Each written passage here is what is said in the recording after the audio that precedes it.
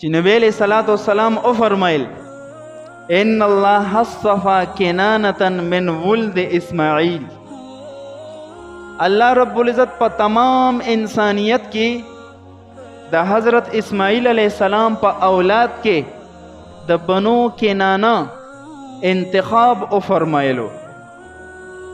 په تمام انسانیت کې او بیا د حضرت اسماعیل علیہ السلام په اولاد کې افضل ترین نسب پشت ادا بنو کنانه. واصطفى قریشا من کنانه، بیا بده کنانه خاندان کې رب ذوالجلال د قریشو انتخاب فرمایلو، دا ورته زیات خوښ و افضلو.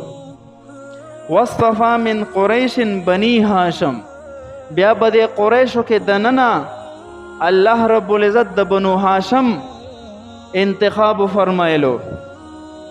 واصطفانی من بنی هاشم، او بیا بنو هاشمو کې نبی علیہ السلام فرمایي الله رب العزت د پیغمبره د پاره د تاج نبوت په سر اخودو د پاره وی زما انتخاب فرمایلو.